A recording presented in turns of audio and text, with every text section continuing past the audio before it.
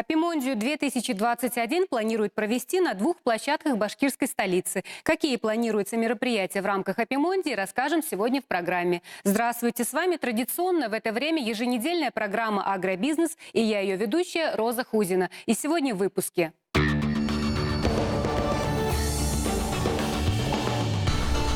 В Башкирии хотят создать медовые деревни. Первый региональный съезд пчеловодов прошел на днях в Уфе.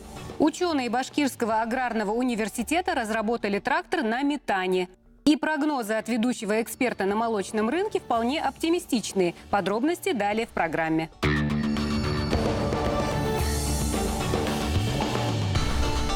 Итак, в рамках подготовки к Апимондии 2021 на днях в Уфе прошел первый региональный съезд пчеловодов. Отмечалось, что на выбранных площадках, а это территория Конгресс-холла Туратау и гостиного двора, пройдут официальные мероприятия и проведение выставки меда с участием лучших пчеловодов Башкирии.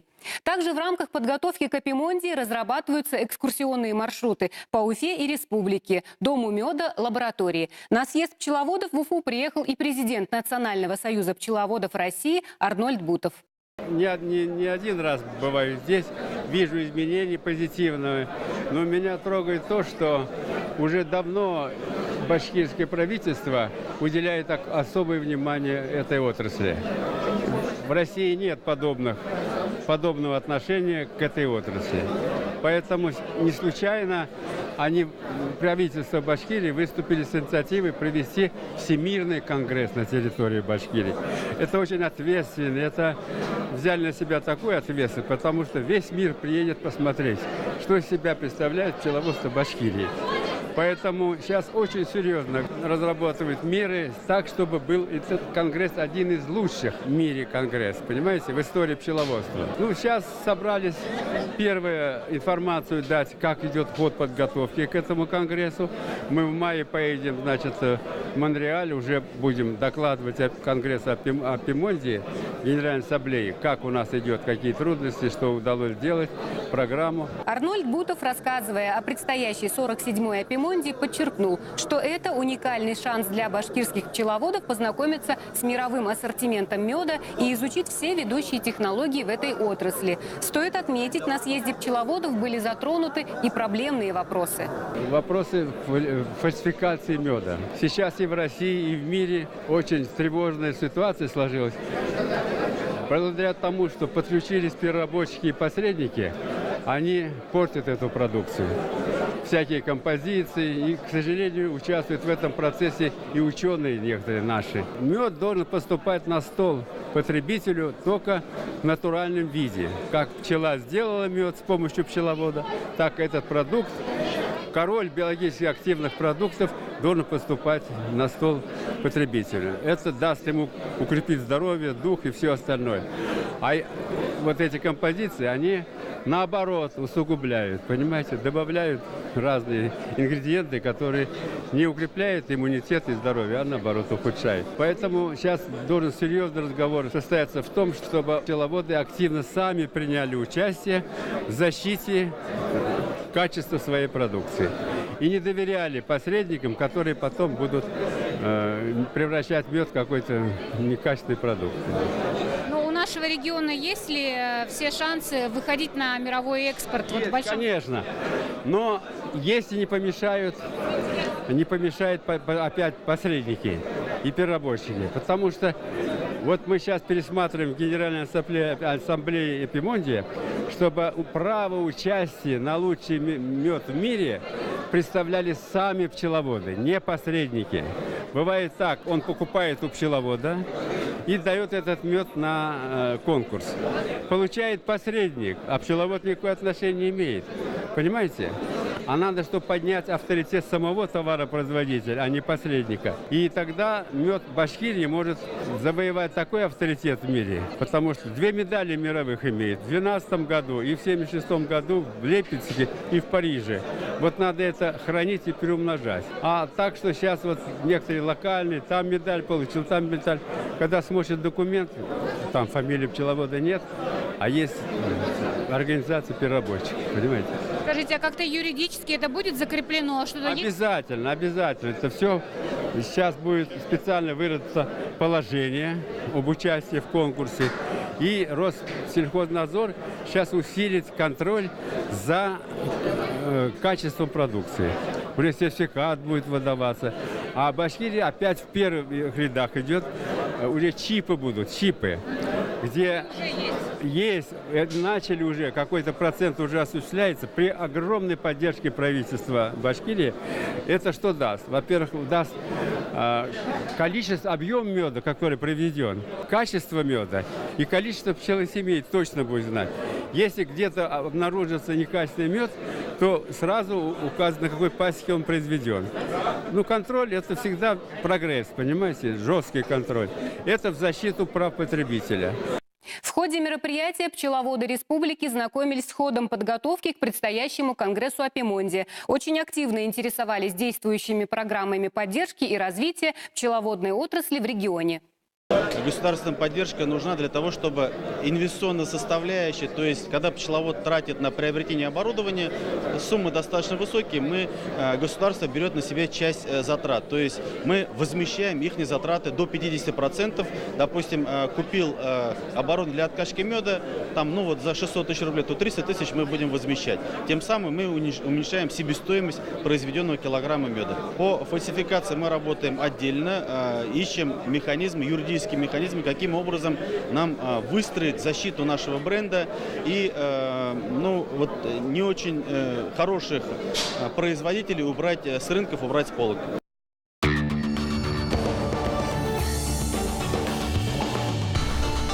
Наши башкирские ученые не перестают удивлять. На выставке «Агрокомплекс-2019», прошедшей на неделе в Уфе, сотрудники Аграрного университета представили трактор, в котором дизельное топливо заменили на метан. Подробности смотрите в сюжете Марины Кулагиной. Все новое – это хорошо забытое старое, уверен доктор технических наук Андрей Неговора. Газодизельный транспорт использовался еще в советские времена. Сегодня эта тенденция возвращается. Ученые Аграрного университета разработали методику перевода техники на газомоторное топливо – метан. Трактор у нас не новый, но мы его немножко обновили, дополнили оборудованием газовым.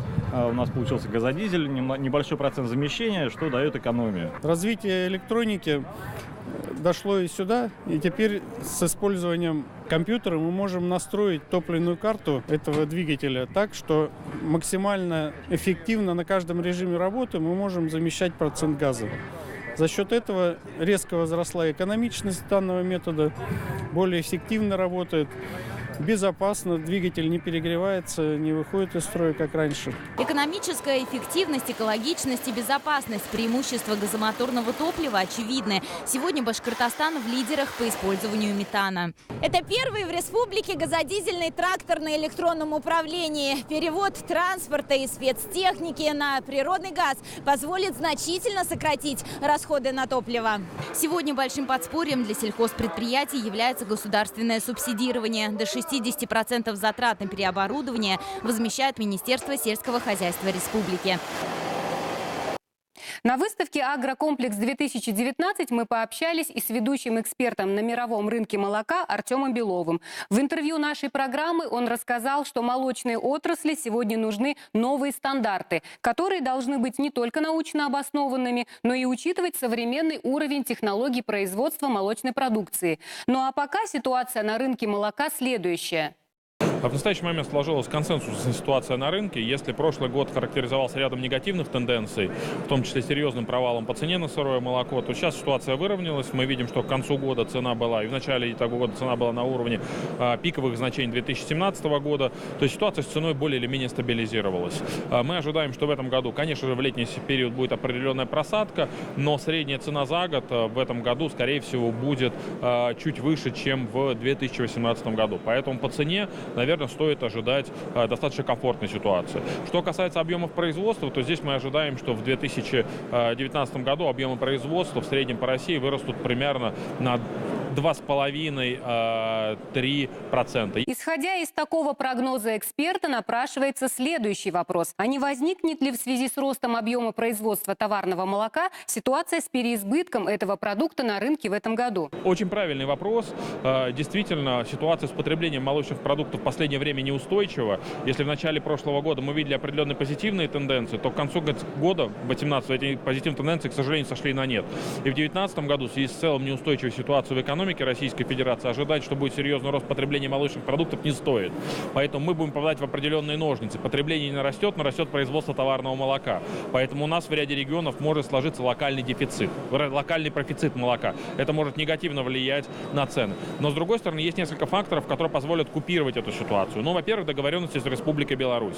Сейчас подписаны балансы, в которых зафиксирован объем поставок в Российскую Федерацию молока на уровне 2018 года. А это значит минус 30% от 2017 года. То есть импорт серьезно сократится. Как мы видим по динамике импорта из третьих стран, не из Беларуси, этот импорт тоже сокращается. По итогам прошлого года общий объем импорта упал примерно 700 тысяч тонн, что соответствовало примерно объемам роста производства товарного молока внутри страны. Я думаю, что в этом году, с учетом договоренности с Белоруссией, с учетом плавного ослабления рубля, мы увидим также некоторое сокращение импорта, и, соответственно, ситуация в целом на рынке придет в сбалансированную ситуацию. Хотя, конечно, все молочники рассчитывают на то, что все-таки ситуация в экономике в целом улучшится, доходы населения начнут расти, и начнет расти спрос на готовую молочную продукцию.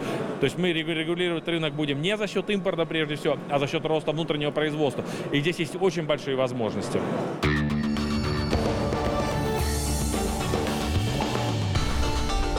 Ну а сейчас расскажем о других новостях недели. Сибайские садоводы открыли новый сезон. В столице башкирского Зауралья собрались члены клуба садоводов-любителей «Росток». Объединение существует вот уже 17 лет. В него входят единомышленники со всего города. Садоводы регулярно проводят встречи, на которых обсуждают свой урожай, делятся опытом, саженцами, семенами. Проводят тематические занятия, а также читают лекции, как сами садоводы-любители, так и преподаватели Сибайского института БГУ. Ежегодно клуб садоводов пополняют новые участники. А когда студенты приходят, я говорю, вот я вам читаю лекции, если двое из вас выберут себе профессию и вырастет какое-то диковинное растение, мы будем вами гордиться.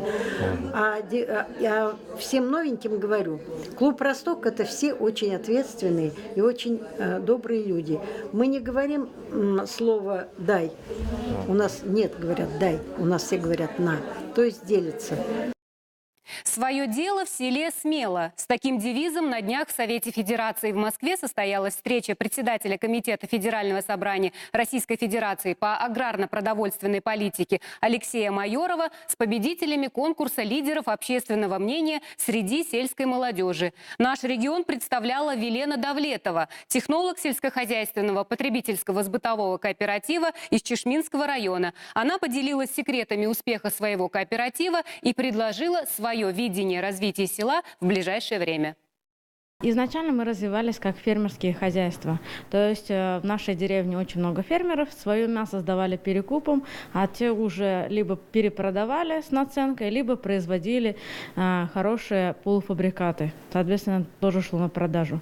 Мы решили объединиться и организовать свой кооператив. В чем успех нашего предприятия? Успех в том, что никто из наших членов кооператива не ждал от другого каких-либо действий. Каждый сам брал и делал все, что мог.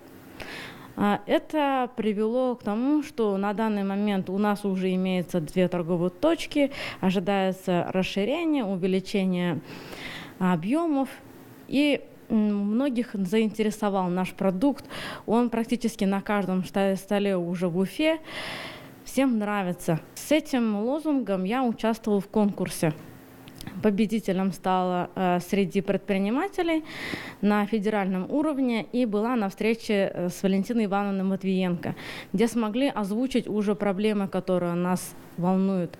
На самом деле вся работа, которая ведется в кооперативе, она очень хорошая, да, много сделано, но нас тормозит несколько моментов. Это первый момент. Наши фермеры начали переходить в статус ЛПХ. Это очень плохо, на наш взгляд. Такая тенденция развивается из-за снижения несвязанной поддержки. Также это связано с тем, что молодые фермеры, которые только начинают заниматься предпринимательством, не получают налоговых каникул. Соответственно, это очень затрудняет работу. На этом сегодня все. С вами была программа «Агробизнес» и я ее автор и ведущая Роза Хузина. До встречи ровно через неделю на нашем телеканале «Россия-24». Не переключайтесь.